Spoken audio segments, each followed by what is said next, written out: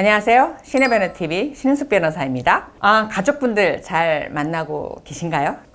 오랜만에 만나서 아우 좋다는 군대 보낸 아들 처음 면회 갔을 때 그때 말고는 뭐 그닥 없는 것 같아요. 근데 이렇게 보면은 인생을 살아보면요, 제 친구들 이렇게 손주 보낸 친구들 많거든요. 그러니까 할머니 할아버지 나이잖아요. 근데 이 정도 나이를 살아보면 그 젊었을 때 시절에는 막 시대에 갈 생각만 하면 머리가 아프고, 왜냐면 싫다 이런 거보다 리듬이 깨잖아요. 생활의 리듬이 정해진 시간에 일어나고 자고 그다음 출근해서 일하고 또 퇴근하고, 이 리듬이 이제 긴 연휴에 확 깨지잖아요. 그러니까 이런 부분에 대해서 좀 불편함, 그걸 또 다시 회복하는데 시간이 걸림, 이런 거가 이제 사실 기억에 남는데, 손주 볼 나이 정도 되면은 살아오면서 여러 가지 아픔이 있어요. 정말 여러 가지 아픔이 있고 고비가 있고 이런 부분이 있다라고 보면, 어느 날 그 시가에 갔는데 시어머니가 잔소리하는 정도, 뭐 그 다음에 장모님이 오셔가지고 질책하는 정도, 이 정도는 살아보면 뭐 이렇게 잊혀지게 돼요. 잊혀지게 되고, 또 어떤 경우는 뭐 그냥 추억으로 남게 되고, 아유 내가 그때 이렇게 철이 없었지, 이렇게 추억으로 남게 되고 그렇습니다. 그러니까 사라지는 거죠, 뭐 사실은. 다만 요즘은 이제 어르신들이 나이가 많아지셔서 90을 넘기시고 막 이러니까 길게 봐야 앞으로 10년 뵙겠지. 그러면 1년에 잘해야 두세 번 뵙는데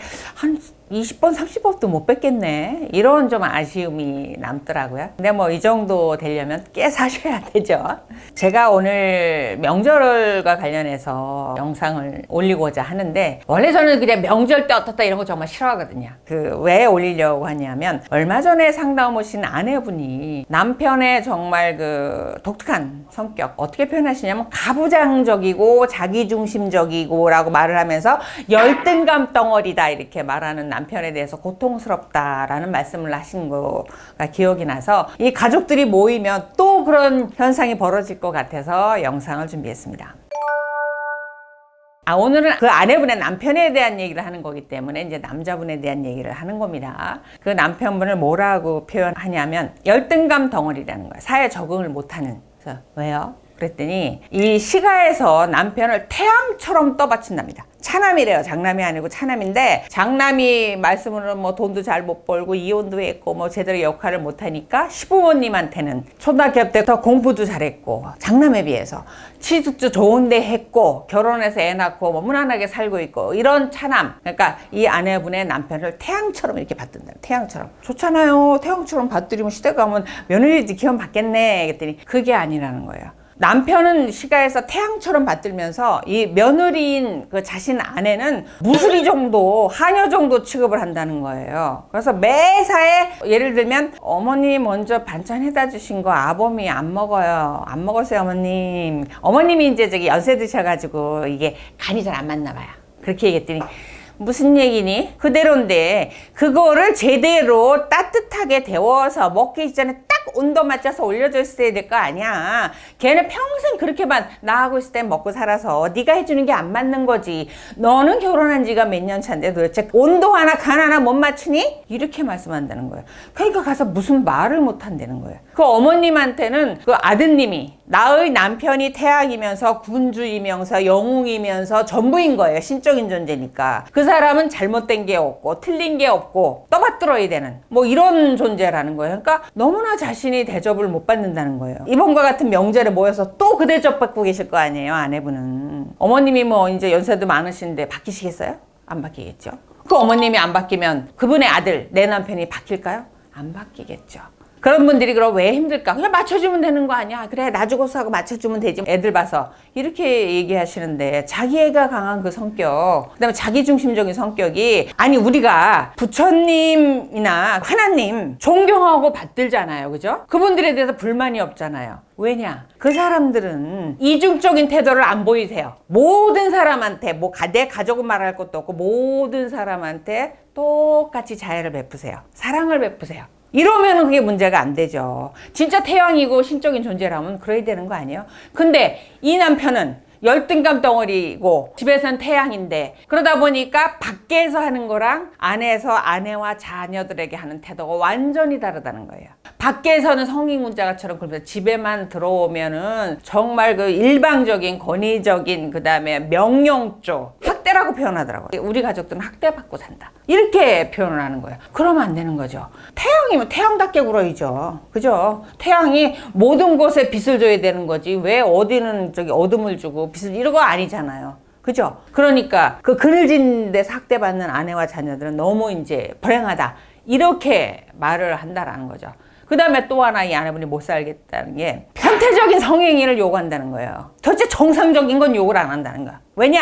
자기는 왕이고 태양이고 하니까 너는 나를 만족시키는 존재니까 내가 시키는 대로 해. 이런 식이라는 거야. 아우, 전 말만 들어도 정말 못 살아요. 그러면. 말이 안 되는 거죠, 그거는. 제가 앞선 영상에서 성관계는 대법원 판결문에도 있다고 그랬어요. 부부관계의 본질 중에 본질이에요. 그 다음에 두 사람의 사랑을 확인하는 거고. 물론 미우면 뭐 그렇긴 한데. 근데 그거를 너는 나를 만족시키는 존재니까 내가 하라는 대로 해. 그러니까 변태적인 행위만. 구강 XS 뭐 앞으로 안 하고 뭐 뒤로 하고 이런 것만 요구한다는 거예요. 그러니까 자기 못 살겠다는 거야. 누가 그걸 견뎌내겠어요. 그러니까 자연스럽게 잠자리 안 하게 되죠. 그랬더니 바람을 피면서 나가서 이 아내분의 표현에 의하면 그래요. 이렇게 비천한 신분의 여자들만 사귄다는 거예요.